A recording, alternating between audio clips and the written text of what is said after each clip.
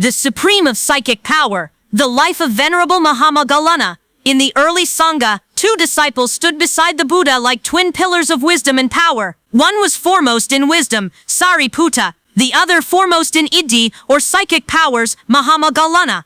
This is not poetic exaggeration. It is recorded in the Ettadagga of the Anguttara Nikaya, where the Buddha himself declares his disciples' unique attainments, and the life of Mahāmoggallāna. It's preserved across multiple ancient commentaries, the Manoratha Purani, the Paramatha Jotika, and the Dhammapada commentary, each affirming the same remarkable story. Imagine a village near Rājagaha, nestled among green hills. There, in Kolita village, a boy named Kolita was born into a wealthy Brahmin family, so wealthy they owned 560 koti kahapanas. His father was the village head, his mother Magali. From birth he carried both names, Kolita after his home, and Moggallāna from his clan. Just a short journey away lived another boy, Apatishya, later known as Sariputta.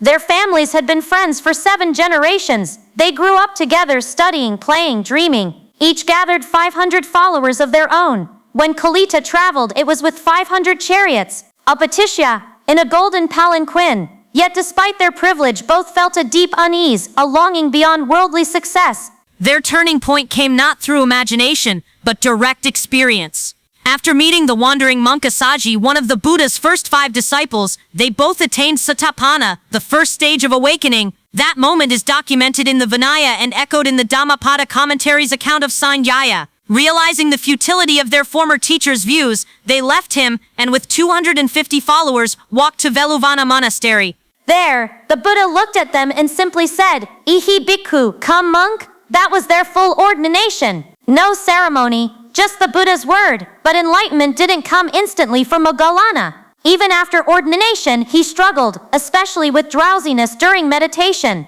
Picture this: alone in a quiet village called Kalavathu, eyes heavy, mind slipping into sleep just when clarity was needed most. Then suddenly the Buddha appeared before him, not by walking but through divine eye and compassion. This event is recorded in the Moggallāna Sutta Anguttara Nikaya. The Buddha didn't scold him. Instead, he gave 8 practical embodied methods, rooted in mindfulness, not magic, to overcome drowsiness.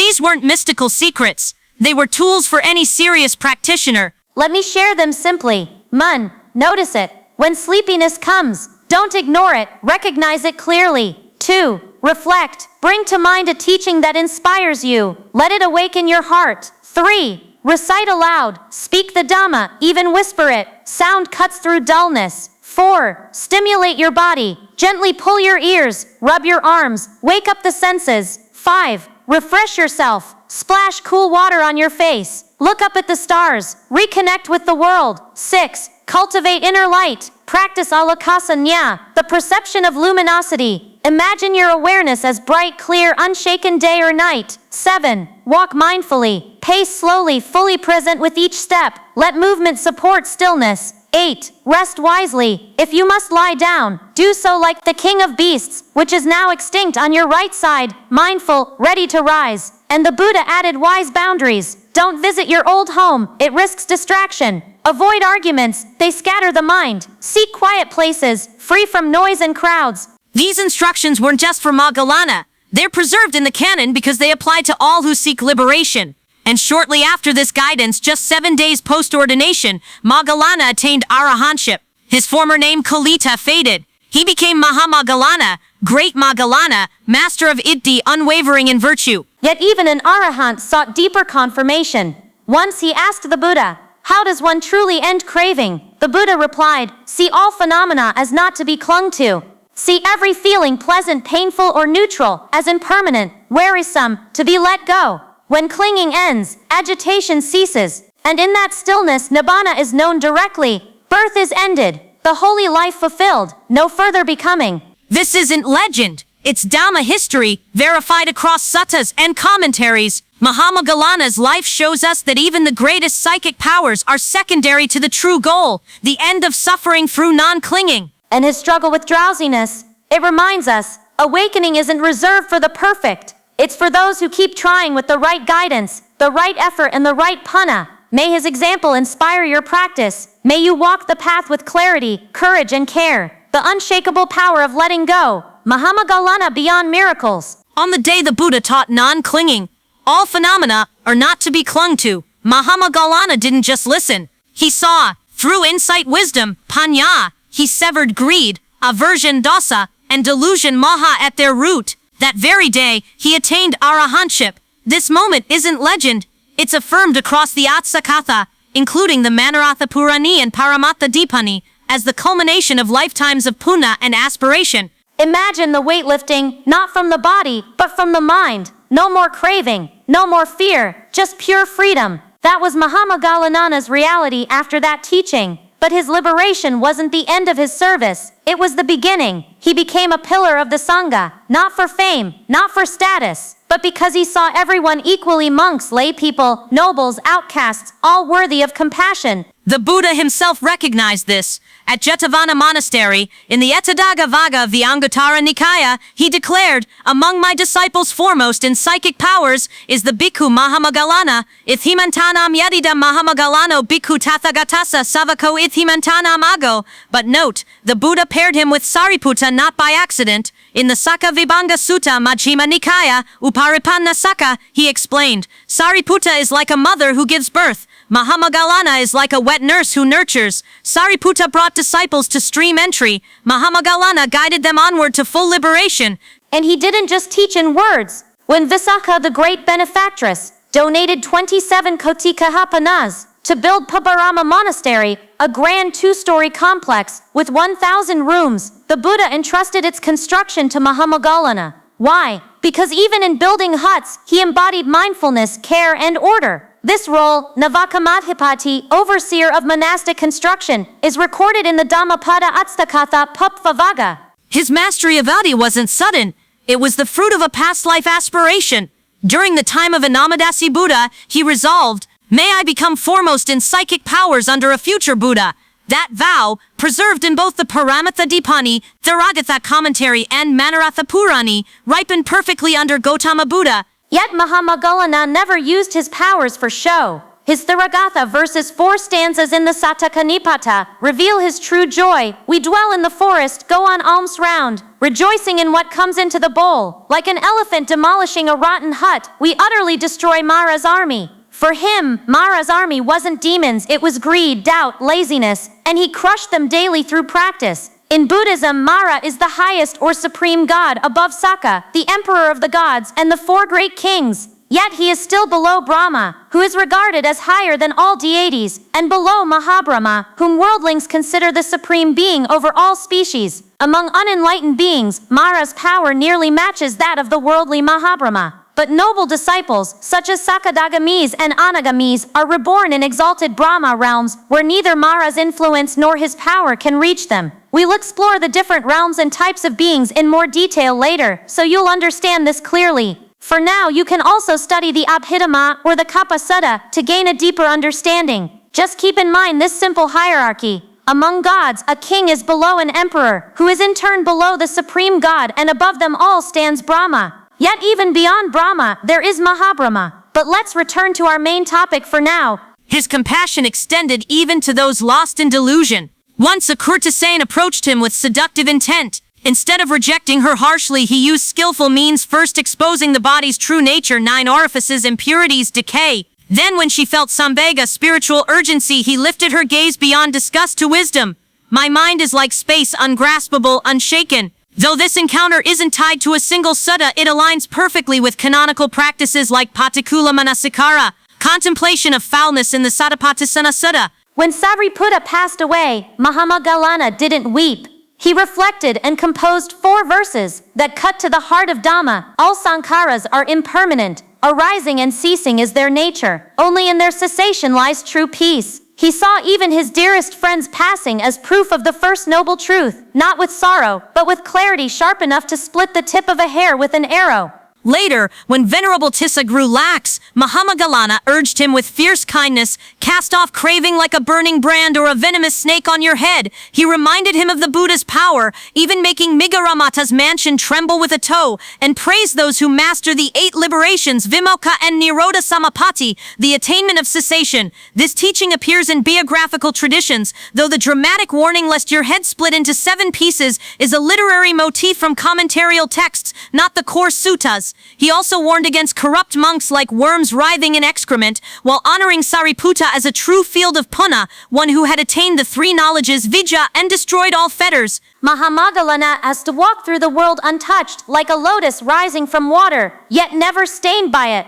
Revered by humans and devas, fearless in the face of death, he showed that true power isn't in moving mountains, but in letting go of a single thought of clinging. His life reminds us, psychic powers may astonish, but only wisdom ends suffering. And that path of non-clinging diligence and compassion is open to anyone who walks it with sincerity and punna. All conditioned things are impermanent. All are unsatisfactory. All phenomena are not self. Power without pride. How Mahāmoggallāna used power and miracle to awaken others. Venerable Mahāmoggallāna once declared, I can reduce a world system of 100 kotis to an atom in the blink of an eye. This statement appears in biographical traditions like the Paramattha Dipani and Manoratha Purani, not as boast but as testimony. His iddhi arose from perfected samadhi and vijja, not conceit. He was fully liberated, free from craving, habitual tendencies, anusaya, and all defilements, kilesa. His power served one purpose, the Dhamma. Imagine standing before someone who could tilt the earth with his toe, yet chose silence over show. That was Mahāmoggallāna. His miracles weren't for fame. They were wake-up calls for lazy monks, arrogant gods. Even Māra himself, once in the Visukalavana forest, near the shaken location of the lazy monk, he deeply Pranamana forest. He stood with his feet firmly on the ground and caused an earthquake. Later, as he traveled back to the pagoda, Māra, the supreme god, entered his belly. He felt heavy while walking, so he sat down and quickly entered access concentration, activated his abhiññā, and knew Māra was inside his belly. He called out, "Are you Māra?" Māra replied, "Yes. You can't do anything to me. I'm staying inside you." Mahāmoggallāna said, "Of course I can, but I pity you. Do you know who I am?" Māra said, "I know you are the monk foremost in power in the Saṅgha. So what?" Mahāmoggallāna told him, "It's not like that. I am your uncle. In a previous life I was Māra, and your mother was my little sister, so you are my niece. I harmed the chief disciple of Kakusanda Buddha, Vidhura, by throwing a stone on the monk's head. My kamma ripened in the present, and I fell into hell for one length of a Buddha. As you see, it is a grave sin to harm an arahant, my nephew." Later, Māra got out, knelt down, thanked him with a bow, and bade farewell to his uncle, Mahāmoggallāna. This warning isn't found in a core sutta, but it aligns with cosmological accounts in the Manoratha Purani and Paramattha Dipani. Mahāmoggallāna didn't threaten, he revealed cause and effect. And harassing a true disciple, that ripens only in suffering. Saṅgha, emperor of God, ruler of the Tavatimsa Devas, once came to visit the Buddha. He listened to just a few lines of Dhamma, then bowed quickly and took leave. His mind was already racing back to his palace, to music, dancing, and celestial joy, as if rushing home to a grand celebration on earth. The Buddha, seeing Saṅgha's distraction, offered only a brief blessing before letting him go. In an instant, Saṅgha shot through the sky at supreme speed, eager to return to pleasure. But Venerable Mahāmoggallāna noticed. With a single act of will he followed, and then shook the entire Tavatimsa realm. Suddenly darkness fell. The ground trembled as if the world were ending. Yet this was no natural disaster. In Saṅgha's heaven there are no earthquakes, no suffering, not even a single ant or insects. All beings dwell in bliss until now. Terrified, Saṅgha cried out, "Buddha, the Buddha is my refuge." At once light returned. The shaking ceased, music stopped, dancers froze, every deva knelt in silence. Saṅgha turned to Mahāmoggallāna and asked, voice trembling, "Why have you come, my lord?" Mahāmoggallāna replied gently, "I saw how swiftly you left the Buddha's presence. Did you remember even a word of the Dhamma you heard?" Saṅgha lowered his head. "No, I listened for such a short time I remembered nothing." "And now?" asked Mahāmoggallāna. Saṅgha looked around his trembling palace, then answered, "Now I see even this realm is impermanent. Even this joy is suffering." In that moment, the seed of awakening took root. Saṅgha grasped the foundation of the Dhamma and began his path toward stream entry. Many devas around him too let go of their delusion that heavenly life was eternal. Some even attained Satapati on the spot. This was the true power of Mahāmoggallāna, not to display miracles, but to awaken beings lost in pleasure, using awe as a doorway to wisdom. The shaking of Vijayanta Palace appears in the Paramatha Dipani, But Mahāmoggallāna's greatest miracles didn't happen in heavenly realms. They happened right here in monasteries among ordinary monks. At Pabarama, a group of newly ordained bhikkhus had gathered on the upper floor. Instead of sitting in silence or discussing the Dhamma, they were laughing, gossiping, and chattering about everything, like friends at a festival, not renunciants in training. The Buddha heard the noise from below. He turned to Mahāmoggallāna and said softly, yet with deep concern, "Look at these bhikkhus caught up in idle talk, as if they've forgotten why they left the world." Without a word, Mahāmoggallāna walked away. He sat down, calmed his mind, and entered the fourth jhana using the earth kasina, his concentration as steady as the ground itself. Then with just the tip of his right toe, he tilted the entire 1,000-room monastery. Back and forth, the building swayed, beams groaned, monks cried out in panic. They stumbled down the stairs, hearts pounding, robes tangled, running not from danger, but from their own heedlessness. Moments later they stood before the Buddha, breathless, silent, eyes wide. No more chatter, no more distraction, just open minds ready to listen. This event is recorded in the Paramatha Dipani, commentary on the Theragatha. The Buddha then taught them according to their readiness, and many attained stream entry, once returning, non-returning, even arahantship. Mahāmoggallāna's power wasn't simple or magic. It was skillful means apaya kosala, to shatter heedlessness and create conditions for awakening. And what about Saṅgha, the emperor of God? Once he came to the Buddha at Pabarama and asked a simple but profound question. How does a bhikkhu become fully liberated? The Buddha answered gently, listen well. All phenomena are not to be clung to. When a monk sees feelings as impermanent, tiresome, and not worth holding on to, clinging fades, agitation ends, and nibbana is known. Saṅgha left deeply moved, his heart full of joy. Now the sutta itself doesn't say more, but the ancient commentaries tell us this. Even a being as wise as Saṅgha can grow comfortable in heavenly bliss, so comfortable he forgets how fragile it is. That's where Mahāmoggallāna came in, not with long sermons but with presence, with power guided by wisdom. He didn't just teach Saṅgha, he shook him awake, because sometimes liberation doesn't come from words alone. It comes when someone shows you through action that even the highest heaven is not safe from change. Crucially, Mahāmoggallāna never used iddhi power for display. As the commentaries emphasize, his purpose was threefold. 1. To shatter arrogance, like those who think, I am the only one. 2. To defend the Dhamma from disparagement. 3. To correct shallow understanding with direct experience. His power flowed from compassion, not ego, from karuna, not control. Mahāmoggallāna stood unmoved, not because he had power over worlds, but because he had let go of one thought of clinging. Māra, the supreme god, kneeled before him. Gods bowed, monks awakened, yet he remained like a lotus rooted in truth, unstained by praise or fear. The guardian of Dhamma, Mahāmoggallāna, his vigilance extended beyond devas. In the Aparaditsi Sutta, Samyutta Nikaya, a Brahma declared, no ascetic or anyone can come to this Brahma world. The Buddha appeared above him in the sky. 4 arahants surrounded him from the 4 directions. Mahākassapa, South, Kapina, East, Anuruddha, North, Mahāmoggallāna, West. Mahāmoggallāna asked directly, do you still cling to the view that this realm is eternal? The Brahma humbly replied, that view has vanished. Afterward, the Brahma's retinue asked Mahāmoggallāna, are you the only one with such power? He didn't say, yes, I am the greatest. He didn't even say I. Instead, he simply replied, many disciples have attained the threefold knowledge. Many have mastered psychic powers, can read minds, and are fully liberated. No pride, no self, just truth offered quietly like a monk placing alms in a bowl. And even after the Buddha's twin miracle, when crowds surged forward eager for answers, Mahāmoggallāna didn't step forward to explain. He pointed them to Venerable Anuruddha, saying, go to him, he understands deeply. Again and again he lifted others up and let his own greatness remain unseen. Previous life of Mahāmoggallāna as the supreme god.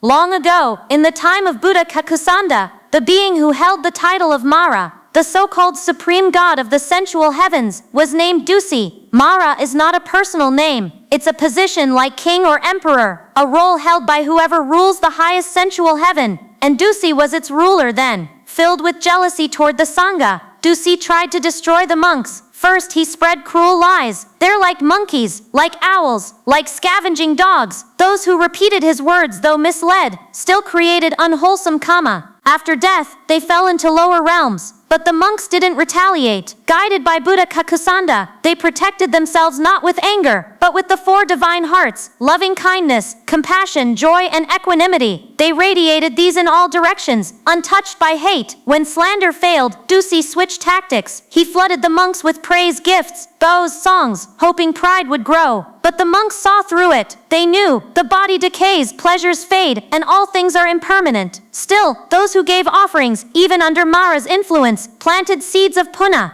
Their kind intention led them to heavenly rebirths. But Dussi's malice reached its peak. He possessed a young boy and made him hurl a stone at Vidurathera, the chief disciple, crushing his skull during alms round. Buddha Kakusanda turned back like a royal elephant and declared, "This Dussi knows no measure." Instantly, Dussi fell from his throne as Māra and plunged into Mahaniraya, the great hell. There for hundreds of thousands of years, he suffered in a monstrous form, part human, part fish, shaped by his own hatred. And who was that Dussi? In a later life, after meeting the Buddha Gautama, after walking the path with relentless effort, he became none other than Venerable Mahāmoggallāna, foremost in psychic power, fully liberated, beloved disciple of the Buddha. This is the wonder of the Dhamma. Even the one who once wore the crown of Māra, who harmed an arahant and fell into hell, could, through sincere practice, become an arahant himself. No being is forever lost. No kamma is too heavy if one turns toward the truth. This account appears in the Anguttara Nikaya and is elaborated in the Paramatthathipani commentary. Note, Māra here is not Satan. He's a deva, powerful but bound by kamma, driven by craving for control. His power fades before mindfulness and wisdom. If you're looking for Satan in Buddhism, it refers to Yaka or Asura. However, Yaka is better known as Satan because their body does not look beautiful like Asura's. So Satan is Yaka. All events cited are sourced from canonical and commentarial texts, not imagination. The dialogue, the kammic outcomes, the names of the hells, they are preserved to remind us. Wholesome action builds punna, unwholesome leads to suffering, and the Dhamma, practiced rightly, is invincible. The Naga who blocked the sky, Mahāmoggallāna's victory without violence. This extraordinary event is recorded in the commentaries to the Dhammapada, specifically the Piyavaga, and cross-referenced in the Paramatthathipani. It is not legend, but a teaching preserved to illustrate how psychic power, iddhi, when wielded by one free from ego, becomes a tool for liberation, not conquest. The Buddha himself declared, only Mahāmoggallāna can subdue this Naga.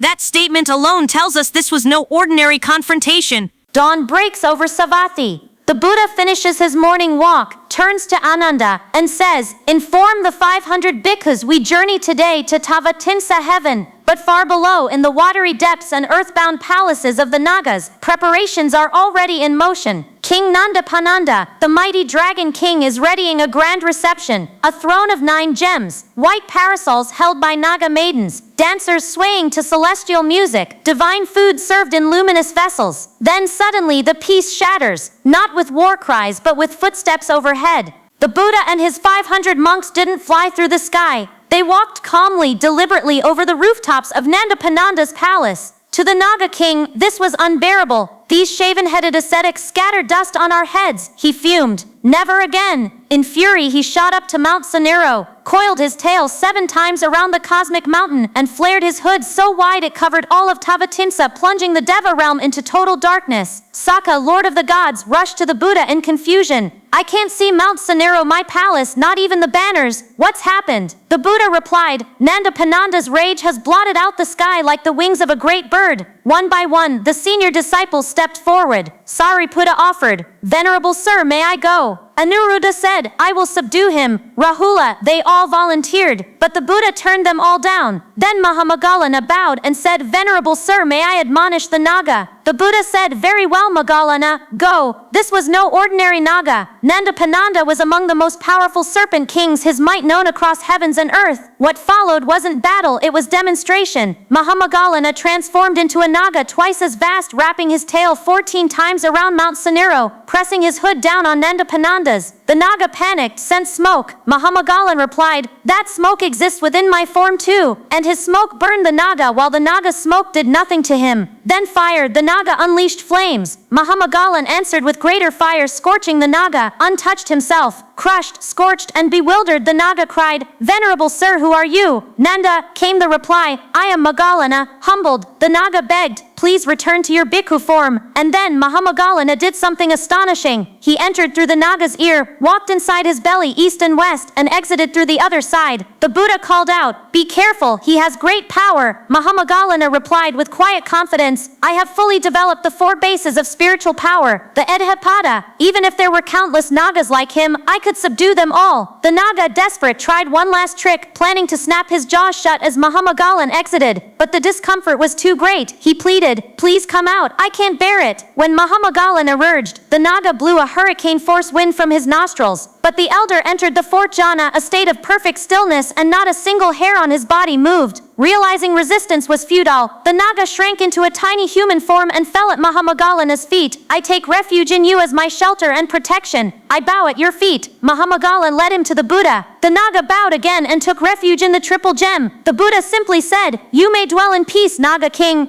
Why did the Buddha refuse all others? The commentary explains, many monks had psychic powers, but none matched Mahāmoggallāna's speed, precision, and fearlessness. This wasn't about strength, it was about readiness. And note, the purpose was never spectacle. As the text states plainly, this display was to subdue Maikatiti's wrong view and restore Samatiti's right understanding. The Naga wasn't punished, removing the Dragon King's arrogance and pride. Later, when Anathapindika asked why the Buddha arrived late, the answer was simple. Moggallāna was victorious. King Nandapananda was defeated. But this victory wasn't about power, it was compassion overcoming pride. And this same Mahāmoggallāna, whose mastery could darken heavens or let him walk through a Naga's ear, also served as a messenger between worlds. Whenever relatives wondered, where has our loved one been reborn, especially if they had once listened to the Dhamma, he would go and find out. Once a family came to him and asked, "Our relative has passed away. Where was he reborn?" Mahāmoggallāna traveled to Tavatimsa to look, and there he saw a palace 1 yojana tall, surrounded by Deva maidens, stretching 12 yojanas in every direction. The Devas asked him, "Do you know whose punna created this?" He replied, "This belongs to Nandaya, still alive in the human world, who built a simple hall at Isipatana and offered it to the Buddha. At the very moment he poured the water of dedication, Dakinodaka, into the Buddha's hands, with a pure heart and mind, this celestial mansion appeared in the heavens, not only for himself, but also for his departed relative, by the power of his punna." The Devas wept and said, "We were born here hoping to serve him, but we haven't even met him yet. Human life is like an earthen bowl, but his punna, it's golden." Mahāmoggallāna brought their words back, not to boast, but to show, even one small act of pure giving can bear fruit beyond imagination. Every detail, from the coiling of tails to the naming of heavens, comes from the authorized commentaries, not invention. These accounts exist to remind us, kamma is real, punna transforms destiny, and true power lies not in domination, but in liberation. As the Buddha taught, the greatest miracle is not walking through walls, but guiding a raging Naga to take refuge. The power of one good deed, Mahāmoggallāna's journey through heaven and hell. This teaching is not imagined. It arises from the words of the Buddha himself, preserved in the Dhammapada Atsakatha, the Patavathu, the Lakkhana Samyutta, and the Vibhanga of the Abhidhamma. These are not myths, they are records of what was seen, heard, and confirmed by those who walked the path to awakening. After returning from the Deva realms, Venerable Mahāmoggallāna approached the Buddha with a question burning in his heart. "Venerable Sir, do divine blessings like these radiant palaces arise for those who perform wholesome deeds while still alive in the human world?" The Buddha gently reminded him, "Moggallāna, you've already seen Nandiya's palace in heaven. Why ask again?" But Mahāmoggallāna pressed further, "Can such fruits appear even while the donor is still alive before death?" And the Buddha gave a beautiful simile. When someone stands at their home's entrance and sees a beloved brother or son returning after many years, they rush inside calling out with joy, "He's come! He's come!" In the same way, the Buddha said, when a person passes away after doing good in this life, the Devas greet them with delight. They come forward carrying 10 kinds of celestial adornments, welcoming them warmly. "Come, rejoice, your punna has brought you here." On one of his visits to the heavens, Mahāmoggallāna came upon a magnificent palace. A high-ranking Devi stepped forward, but when he asked what good deed had brought her such splendor, she lowered her eyes and said softly, "Please, Venerable Sir, don't ask me." She was ashamed. Her deed had felt so small, But Mahāmoggallāna spoke gently, "Tell me anyway," and she confessed, "I never gave alms, never made offerings, never even heard a Dhamma talk. All I did was keep one precept, truthfulness." Again and again he met devas like her, humble, hesitant, almost embarrassed by their own modesty. Yet each one shared a simple truth. "I offered one stalk of sugarcane to a bhikkhu, one ripe jackfruit, a single pumpkin, a gourd, a handful of sweet potatoes, even just a handful of grass." One woman, once a servant beaten daily by a cruel master, said, "Though anger rose in me, I chose not to hate. I held my mind steady. That alone brought me here." Small acts, pure hearts, great results. These accounts are recorded in the Dhammapada commentary in the Kodhavagga. Within the story of Mahāmoggallāna, they are not allegories. They are testimonies verified by one of the Buddha's two chief disciples, whose divine eye, Dibakaku, saw realities beyond ordinary sight. When Mahāmoggallāna returned, he asked the Buddha, "Why do such tiny deeds yield such vast rewards?" The Buddha affirmed, "Even one who merely speaks truthfully, abandons anger, or gives a little with a pure heart, such a person can be reborn among the devas." But the Dhamma also reveals the other side of kamma. In the Palavagga of the same commentary, and in the Lakkhana Samyutta, we find another vision witnessed by Mahāmoggallāna, the ahipeta, the serpent preta. Note, the word preta means a being who wanders after death, what we commonly call a ghost. These beings take many forms shaped entirely by their own kamma. Some are hungry, some are in pain, some wear torture devices, and others have strange or distorted bodies. Many people mistakenly think preta refers only to hungry ghosts, but the term actually includes all kinds of ghosts, each form reflecting the kamma that created it. One morning, as Mahāmoggallāna walked with Venerable Lakkhana from Gijhakuta into Rājagaha, he suddenly smiled. Later, before the Buddha, he revealed why.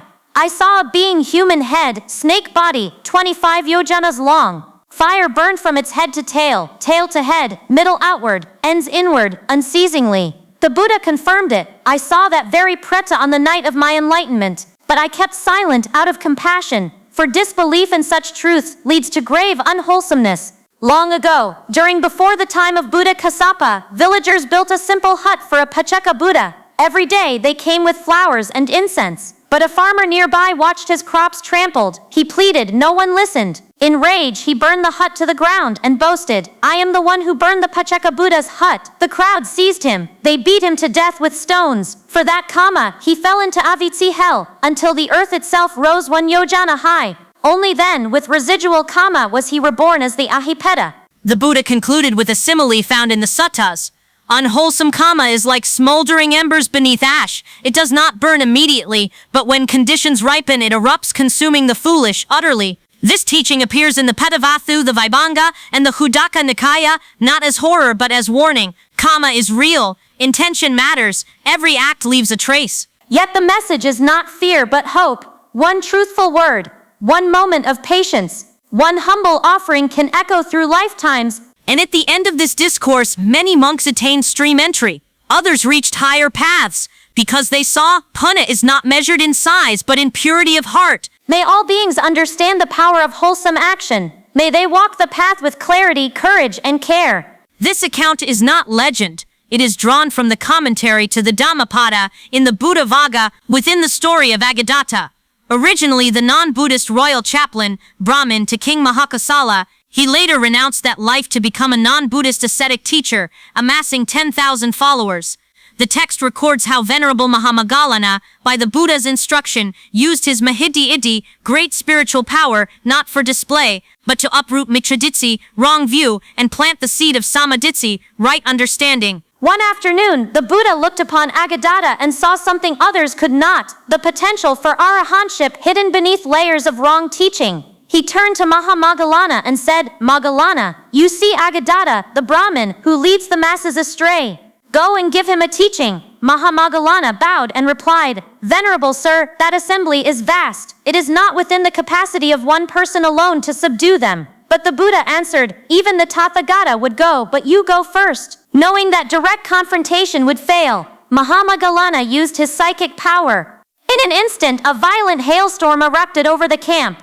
Ice pelted the ground. The 10,000 disciples scattered in panic, fleeing into their huts. Then, standing calmly at Agadatta's door, Mahāmoggallāna called out loudly, clearly, "Agadatta! Agadatta. In that culture, to shout a teacher's name like this was unthinkable. Agadatta stormed out, furious. Who are you that you dare call my name so? I am a Brahmin, the elder replied. What do you want? Grant me lodging for one night. There is no room, Agadatta snapped. But Mahāmoggallāna pressed gently. It is natural for humans to seek humans, cows to seek cows, renunciants to seek renunciants. Do not act thus. Suspicious, Agadatta demanded proof. Where are your robes, your bowl? The elder smiled. I carry them within. Why burden myself with external things? Frustrated, Agadatta refused again, until Mahāmoggallāna pointed to a great sand mound in the distance and asked, then let me stay there. That mound belongs to the Naga king Ahichata, Agadatta warned. He is fierce, no one survives his wrath. Mahāmoggallāna simply said, if you give permission, that is enough. Amused and dismissive, Agadatta waved him off. Go ahead, it's your own affair. That mound had been built by Agadatta's disciples.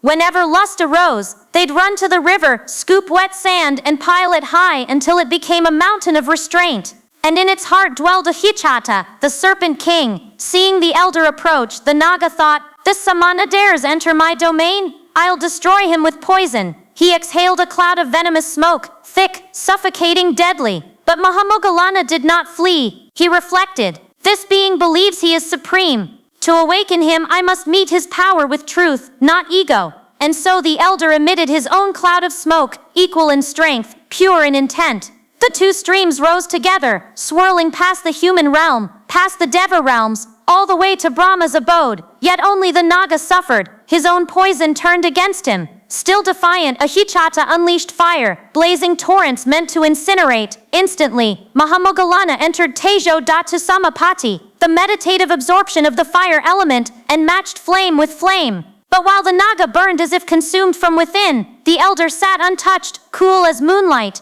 At sunrise, Agadatta's followers crept toward the mound, certain the elder was ash. Instead, they froze in awe. There sat Mahāmoggallāna, serene, unharmed, and coiled around the base of the mound, with his great hood spread like a royal canopy over the elder's head, was the Naga king, now gentle, protective, subdued. They whispered, how is this possible? The elder simply said, do you not see the Naga sheltering me right now? At that moment, the Buddha arrived. Mahāmoggallāna rose immediately and paid homage. The ascetic, stunned, asked, is this samana greater than you? Mahāmoggallāna replied without hesitation, this is our teacher, the Blessed One or Supreme One. We are his disciples. The Buddha then took his seat upon the very sand mound where the battle of elements had raged. The Buddha turned to Agadatta and asked, what teaching do you give your followers? Agadatta answered honestly, I instruct them, take mountains, forests, groves, and trees as your refuge, for these will deliver you from all suffering.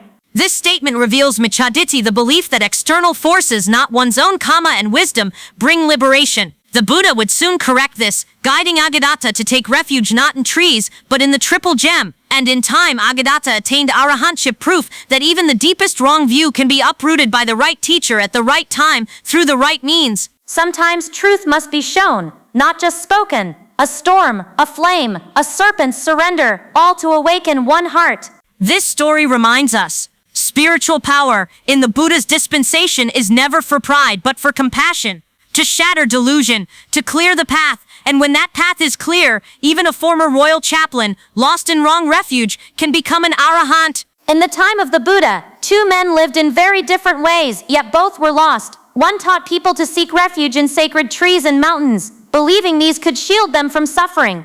The other hoarded so much wealth that he starved himself, too afraid to spend even a single coin on the food he longed for. Neither knew peace until they encountered the one true refuge, the Dhamma that ends all fear. This account is drawn from the commentary to the Dhammapada, specifically the Puppavaga, which records two pivotal interventions by Venerable Mahāmoggallāna, the Buddha's foremost disciple in psychic power. The first concerns Agadatta, a wandering ascetic who taught his followers to take refuge in natural shrines. The second involves Makarya Kosya, a millionaire in Saketa, whose stinginess had closed his heart like a locked vault. Both stories are preserved in the Paramatthathipani, the classical commentary by Acharya Buddhaghosa, and are cited in traditional Theravada sources as exemplars of skillful means upaya kosala in Dhamma teaching. Agadatta once gathered hundreds of ascetics and taught them, when danger arises, flee to mountains, forests, groves, or ancient trees, they are your refuge. But the Buddha knew this teaching would only keep them trapped in samsara. So he went to them and spoke with gentle clarity. Many seek refuge in mountains and trees out of fear, but that is not a true or secure refuge. Only those who go for refuge in the Buddha, the Dhamma, and the Saṅgha, and who see with wisdom the Four Noble Truths, are truly freed from suffering. He then spoke verses that cut through their confusion. Dhammapada verse. Not in mountains, not in forests, not in groves, nor sacred trees. Nowhere among such things is found release from suffering, but those who go for refuge to the Buddha, Dhammapada, Saṅgha, who see with wisdom the Four Noble Truths. This is suffering. This is its origin. This is its cessation. This is the path leading to its end. They attain the secure refuge. They go beyond all sorrow. In that very moment, Agadatta and all his followers saw the truth clearly. They became arahants, fully liberated. The Buddha simply said, "Come, monk," and they were ordained on the spot. Later, they carried the Dhamma throughout Anga, Magadha, and Kuru, and it all began because Mahāmoggallāna had already prepared their hearts to receive the truth. In the city of Saķeta lived a man named Kosiya, owner of 80 kotis of wealth, a fortune so vast it rivaled that of kings. Yet despite his riches, Kosiya was infamous for his miserliness. He ate poorly, dressed simply, and lived in constant fear of giving even a mouthful to others. The king's summons. One day, the king of Kosala summoned Kosiya to the palace to discuss matters of taxation and royal affairs. Refusing a royal call was unthinkable, so Kosiya set out and spent the day at court. By the time he left the palace, it was already near midday. On his journey home, he encountered another great wealthy merchant, an old associate. The two stopped to speak, and the merchant invited Kosiya into his house to continue their discussion. Hunger is born. As noon arrived, the merchant ordered a fine meal to be served. "Please eat with me," he said courteously. Kosiya refused. In his mind he calculated, "If I eat here, then when he visits my house I must feed him in return." So he drank only water and sat watching as the merchant ate rich food with ease and enjoyment. When the business was finished, Kosiya returned home. That night, hunger seized him fiercely. The image of the meal he had refused burned in his mind. His body weakened and his thoughts would not settle. His wife noticed his condition. "You are ill," she said. "What troubles you?" At first, Kosiya refused to speak, but when he could endure no longer, he confessed, "Today I saw fine food at another man's house. I did not eat. Now I cannot sleep." A wife's reasoning. His wife sighed. "You eat only rice, pickle, and water every day," she said. "We are wealthy, yet you live like a pauper. Let me prepare proper food." She suggested sharing with the town. He refused. With the village, he refused. With the household and servants, he refused. With their children, he refused. "Then at least with me," she pleaded. "No," he said. "Others might hear." At last she said, "Then let me cook only for you." After much hesitation, Kosiya agreed, but with strict conditions. "Not in the kitchen," he said. "Cook on the 7th floor, the highest room of the mansion. Lock the doors. You may cook, but you must not eat. I will eat alone." The test of the heart. As the food was cooking, Venerable Mahāmoggallāna appeared outside the window, standing in the air by psychic power. Kosiya was startled and shouted, "I came to the highest floor so I would not have to give to anyone. Even if you breathe smoke into my house, I will not give you a thing." Mahāmoggallāna gently exhaled. Instantly, thick smoke filled the room, though there was no fire out of control. Kosiya and his wife panicked, coughing and gasping. "Give him something," the wife cried. "This will not stop unless you give." In fear, Kosiya shouted, "All right, Samana, let the cooking finish properly, and I will give you something." At once the smoke vanished, and the fire burned cleanly again. The food that would not be divided. When the food was ready, Kosiya tried to give the smallest possible piece, but when he cut it, it joined together again. When he pulled, it stretched but would not separate. He called to his wife, and together they pulled harder and harder, but the food remained whole. Sweating and defeated, Kosiya finally said, Take it all. I cannot keep it." The moment he let go, the food rested quietly in Mahāmoggallāna's bowl. True wealth revealed. Mahāmoggallāna then created a psychic staircase leading from the mansion to Jetavana Monastery, where the Buddha was staying. There, the Buddha said to Venerable Ananda, "Today we will not seek alms elsewhere. This couple will provide the meal." The food was offered to 500 monks. All ate to satisfaction, yet the food never diminished. Then the Buddha invited Kosiya and his wife to eat. For the first time in their lives, they ate until they were truly full. Still, much food remained, later known as the Ampang Chitti. Seeing this, Kosiya and his wife wept and knelt before the Buddha. The Buddha taught them about punna, that wealth kept brings fear, but wealth given brings freedom. Dhammapada verse. Having done punna, one gains happiness. Having done evil, one gains suffering. The results of wholesome actions are pleasant and delightful. Dhammapada verse, on the danger of stinginess. In all the world, there is no one, neither fish, nor bird, nor helpless being, who is defiled by another's evil, but only by one's own. Dhammapada verse, one should not be stingy in this world. Greed brings no good, but whoever abandons stinginess, he indeed is free from greed in the world. Dhammapada verse, from whom the stain of stinginess arises, rooted in clinging, he casts it off, like a snake sheds its old skin. The Buddha taught, stinginess stains the heart, generosity purifies it, the miser lives in fear even in abundance, but the giver sleeps peacefully, unbound. Hearing the Dhamma, both attained Sotapatti, the first stage of awakening. From that day onward, Kosiya gave freely, not out of fear or shame, but with joy. His wealth no longer owned him. His heart was finally rich. These events are not allegory, they are recorded in the Dhammapada commentary, Puppavaga, and referenced in the Manaratha Purani, the sub-commentary to the Anguttara Nikaya. The Buddha's emphasis on true refuge directly counters pre-Buddhist animist practices still common in ancient India, and Mahāmoggallāna's method, using iddhi not for display, but to create conditions for Dhamma hearing, exemplifies the ideal monastic conduct praised by the Buddha himself. As the monks later said, he subdued stinginess without breaking faith, wasting wealth, or shaming lineage. To this the Buddha replied, a monk should be like a bee, taking nectar without harming the flower. This simile appears in the Vinaya Pitaka and is echoed in the Sutta Nipata, underscoring that Dhamma teaching must always preserve dignity, trust, and opportunity for punna. 2 lives once trapped in wrong view and greed, freed in a single lifetime. Not by force, but by wisdom, compassion, and the miraculous grace of a true disciple. May we too recognize the only true refuge, the Buddha, the Dhamma, the Saṅgha. And may our giving, whether of cakes, kindness, or attention to the Dhamma, become seeds of punna that lead us, step by step, out of suffering. The bee and the mountain, Mahāmoggallāna's power, restraint, and compassion. A bee lands on a flower. It takes only nectar, never crushing the petal, never stealing the scent. In the same way, the Buddha said, a true monk enters a home, receiving what is freely given, leaving faith stronger, hearts lighter, and punna blooming. Few embodied this ideal more perfectly than Venerable Mahāmoggallāna, a disciple so powerful he could chew Mount Sinai like a mustard seed, yet so humble, he would ask the Buddha's permission before lifting a single grain of rice. This teaching is rooted in 2 authoritative sources. First, the commentary to the Dhammapada, specifically the Buddhavaga, which records the Buddha's verse on the bee after the story of Makarya Kosiya. And second, the Viranya Kanda in the Mahavibhanga of the Vinaya Pitaka, which documents Mahāmoggallāna's compassionate proposals during a famine. Additionally, his offer to perform the Yamaka Patihariya, the twin miracle, is preserved in the same Dhammapada commentary and referenced in the Apadana and Jataka collections.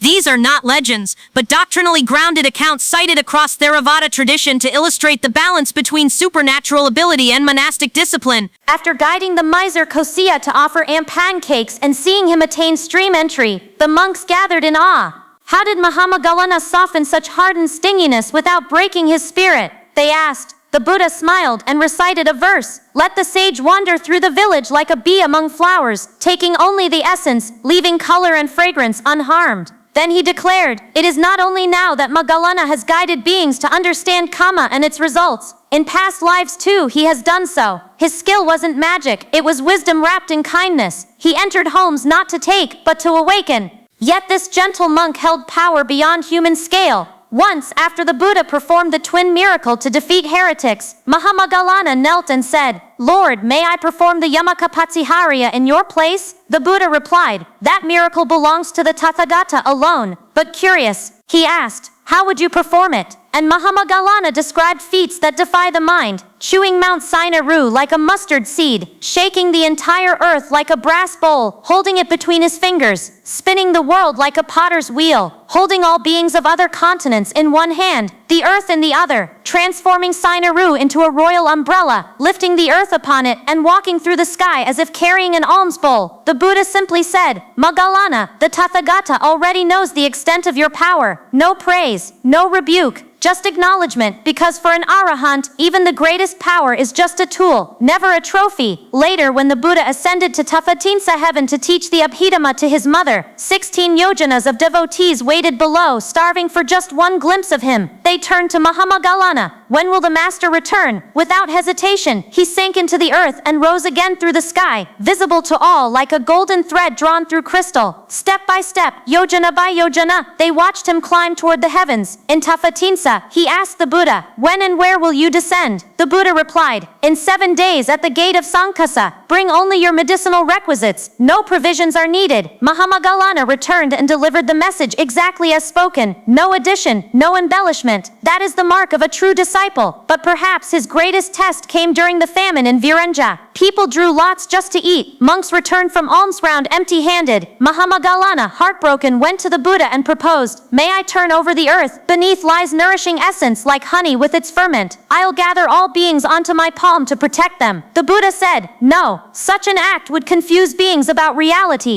Undeterred, Mahāmoggallāna offered another solution. "Then let the entire Saṅgha go on alms round to Uttarakaguru, the blissful northern continent. I'll carry even those without psychic power." Again, the Buddha refused. "Do not delight in sending the Saṅgha to seek alms in Uttarakaguru." And Mahāmoggallāna, though capable of moving mountains, accepted the refusal in silence. Why? Because true power isn't in what you can do, but in what you choose not to do out of respect for the Dhamma. Undeterred, Mahāmoggallāna offered another solution.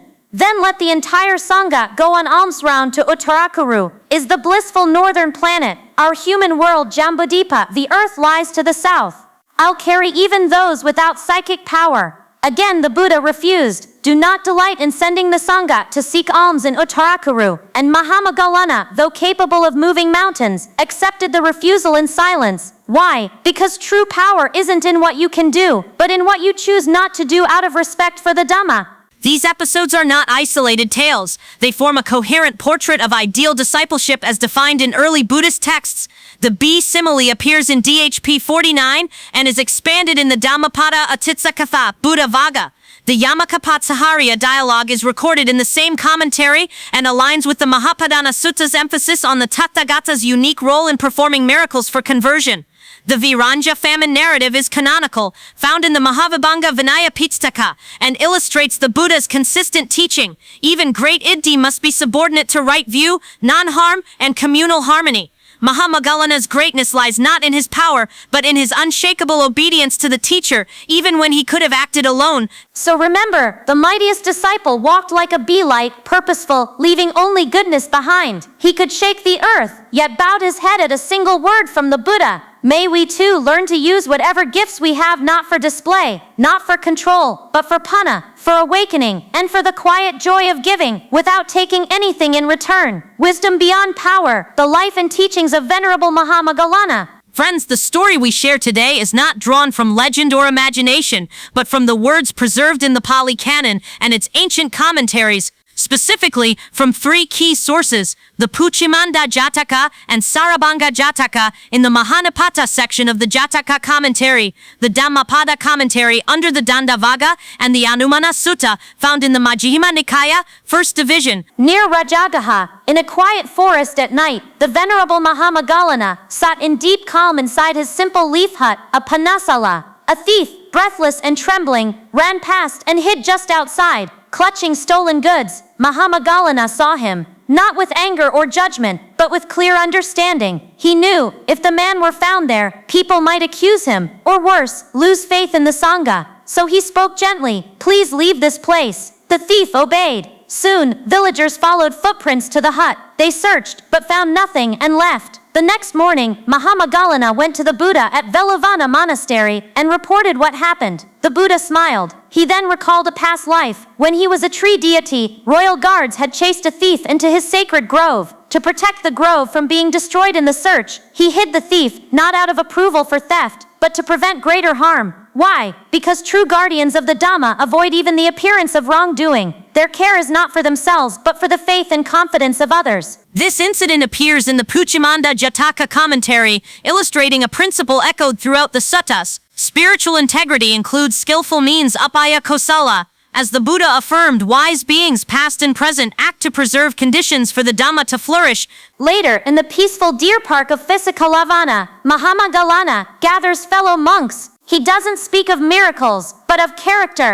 He asks, "Are you easy to correct or difficult?" A difficult monk, he explains, clings to 16 unwholesome traits: pride, stubborn views, resentment, harsh speech, envy, all walls that block growth. But an easy to admonish monk, humble, open, glad to learn, with 16 opposite qualities like patience, modesty, and joy in others' progress. Then comes his most beautiful teaching. Examine your mind like someone checking their face in a mirror. If you see dust, greed, ill will, conceit, wipe it clean. If you see clarity, rejoice, but never stop looking, because purity isn't a one-time achievement, it's daily practice. This discourse is the Anumana Sutta, where Mahāmoggallāna, second only to the Buddha in psychic power, chooses instead to teach ethics and self-reflection. Note he lists exactly 16 defilements to abandon and 16 virtues to cultivate, matching the structure found in the Mullapanasa commentary. This precision shows his role not just as a wonder worker, but as a master trainer of minds.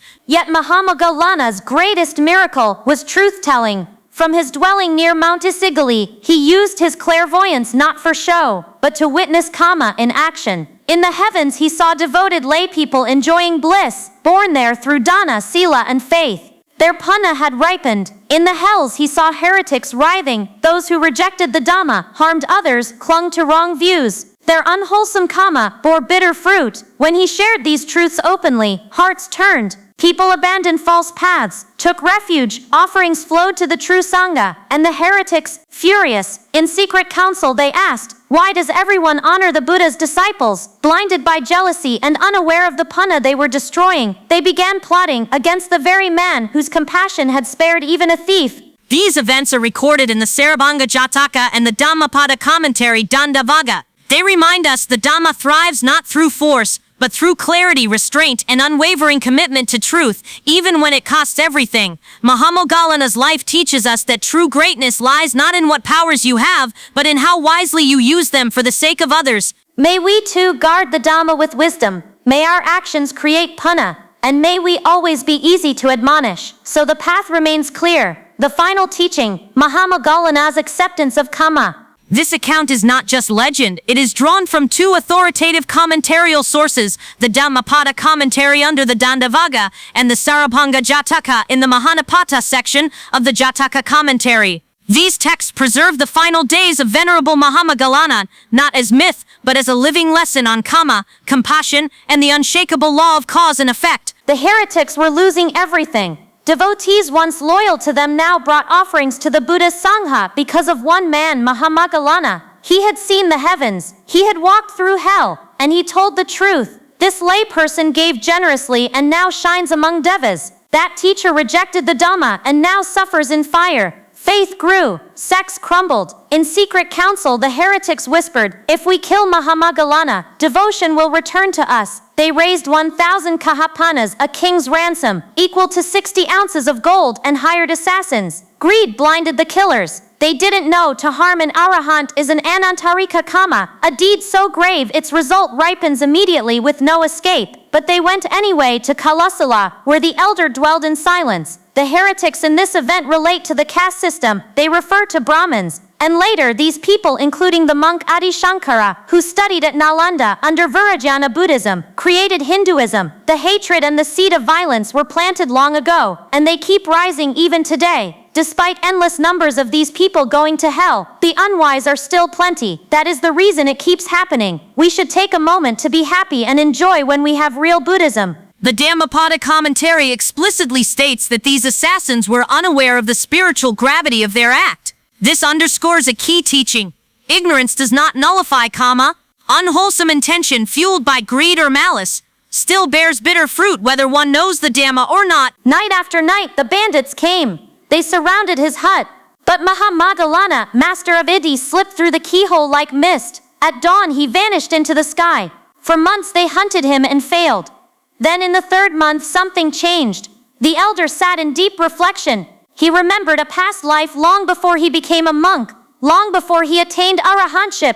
In that life he had committed an unwholesome act. Its result had not yet ripened. Now the time had come. With perfect clarity he chose, "I will not flee. Let kamma unfold." This was not defeat. It was the ultimate act of Dhammic integrity, accepting the last echo of old unwholesome kamma, even while utterly free from future rebirth. This moment is critical, as the Sarabhanga Jataka commentary explains. An arahant is free from new kamma, but not necessarily from the results of past unwholesome actions that have not yet matured. Mahāmoggallāna's choice exemplifies the Buddha's teaching. Kamma is the field, consciousness the seed, craving the moisture. Even the liberated must walk the path of their final harvest. They found him waiting. They beat him so savagely that his bones shattered into fragments no larger than rice grains. Thinking him dead, they dumped his body in the forest and fled. But Mahāmoggallāna was not gone. Through sheer will and iddhi, he gathered his broken body, restored his strength, and rose into the sky one last time. He flew to Velavana Monastery. There, before the Buddha, he bowed and said, "Venerable Sir, I request permission to enter parinibbana." The Buddha, eyes filled with sorrow and respect, asked, "Where will you pass away?" "At Kalasila, Lord, in Magadha." Then the Buddha said words few ever hear, "Moggallāna, show the Dhamma to the Tathagata before you go. For after this, I shall never see a disciple like you again." So Mahāmoggallāna rose into the sky and performed miracles, just as Sariputta had done before him, a final offering of light before the flame returns to stillness. On the 15th day of the waning moon in Kataka, he entered parinibbana. News spread like wildfire. Mahāmoggallāna has been murdered.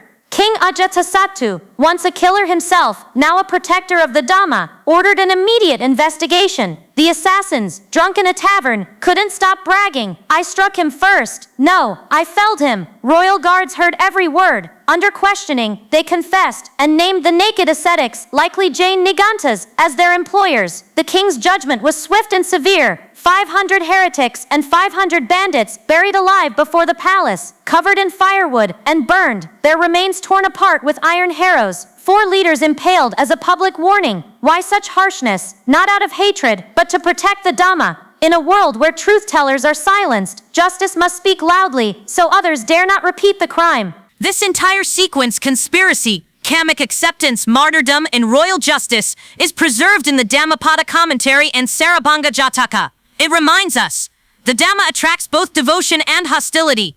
Even the greatest disciples submit to the law of kamma. And when truth is threatened, the world must respond not with vengeance but with clarity. Mahāmoggallāna's final act was not flight, but presence, not power but surrender to truth. That is the highest teaching. May we honor his sacrifice by living with awareness. May our actions create punna. And may we never fear the truth, even when it costs everything. The unseen debt, Mahāmoggallāna's final lesson on kamma. This teaching comes not from legend, but from 2 authoritative commentarial sources, the Dhammapada commentary under the Dandavaga and the Sarabhanga Jataka in the Mahānipada of the Jataka commentary. Together they reveal the final truth behind Venerable Mahāmoggallāna's passing and why even an arahant cannot escape the fruit of past unwholesome kamma. After Mahāmoggallāna's death, the monks gathered in sorrow. How could such a great one, they lamented, meet such a violent end? It seems unworthy. Just then the Buddha arrived. He listened and said gently, "Monks, though his death appears unjust in this life, it was the ripening of kamma from long ago." They asked, "What deed could cause this?" And the Buddha told a story from a time in Varanasi.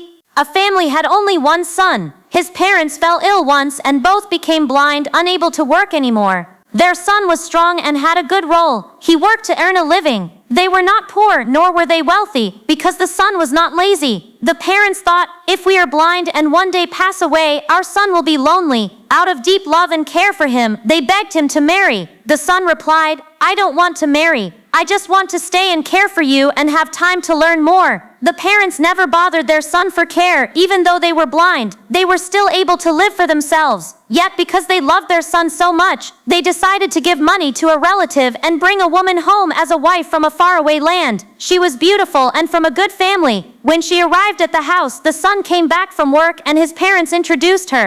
"This is your wife." He could not refuse, since the woman was already inside the home, so he accepted. After 1 week, the son told his wife, "Please take care of my parents. If it's too hard for you, we can hire a servant." But the wife refused. "Your parents are like my own," she said. "I will do my best. Don't worry about the household, my dear." But she didn't do anything. When the blind parent called her and asked, "Have you cooked something?" she would reply, "I've boiled an egg and give it to them." The parents never complained. Later, the parents carried clothes to wash and she said, please wash clothes for mine and my husband too, because I am so dizzy after marrying and traveling such a long road. She also asked them to clean the house, so the blind parents did it. When the husband came home and saw the house clean and the clothes washed, he praised his wife. She made sure this happened often. One night she thought, if my trick is revealed, my husband will kill me or divorce me. I need a backup plan, so she dirtied the house and hurt herself, making it look as if the parents had attacked her. When her husband came home, she cried, everything is the blind parents' fault. They make messes, hurt me, I can't stay. The husband asked, so what can I do? The wife said, if you don't do anything, you will be cursed to become poor and blind in old age, and I will leave you. I've done my best. The husband said, then let the blind parents go live with relatives. The wife replied, no.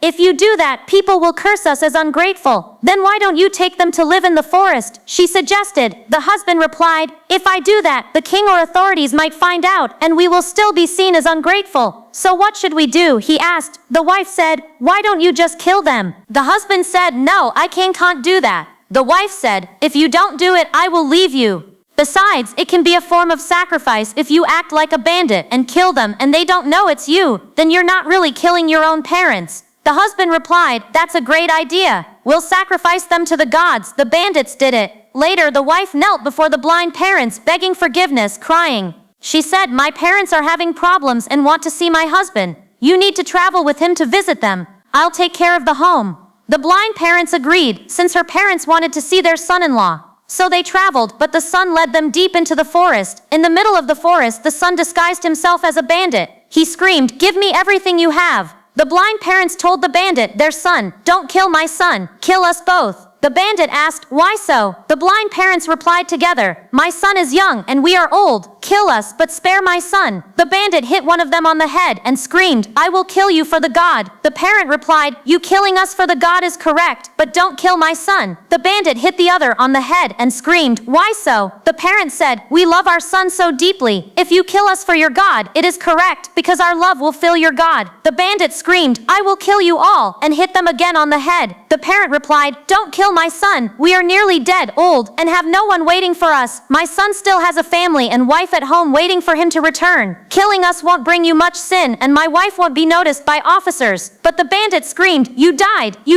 and struck them one last time on the head. The blind parents could no longer speak, only wave their hands in begging, tears streaming down their faces. Still, the son as bandit kept hitting them until they died. After the killing was done, he threw their bodies into the forest for animals to eat and went back home. His wife was very happy and relieved. The neighbors knew nothing because the couple told everyone the blind parents were living with relatives. They escaped human law, but they could not escape the law of kamma. Later, after death, the son was reborn in the supreme hell for the duration of one age of the earth. The wife also committed a grave sin and went to hell, though her punishment was less severe. Yet there remained the kamma of the 3 times the parents begged, don't kill my son. That kamma was not fully repaid, even though the killing itself was paid for in hell. That is why, in a later life, when he was Venerable Mahāmoggallāna, he was struck 3 times on the head by bandits. That act, matricide and patricide, was an antarika kamma, a deed so grave its result must ripen even across lifetimes. Though Mahāmoggallāna later perfected the paramis, attained arahantship, and mastered iddhi, the seed of that old unwholesome kamma had not yet borne fruit.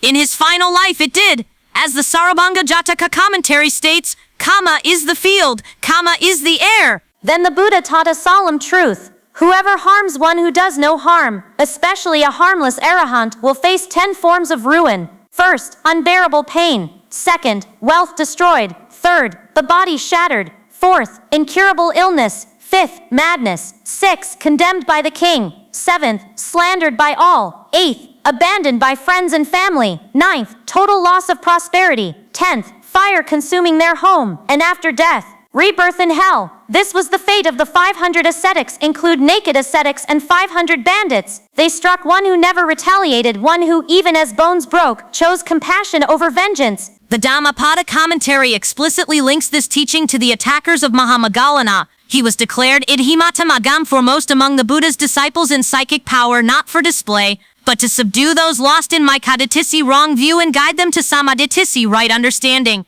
In wisdom he made kamma visible as if listeners saw it with their own eyes. Lord Mahāmoggallāna passed away on the 15th day of the waning moon in Kataka, 15 days after his brother Sariputta. The Buddha himself traveled to Kalasala.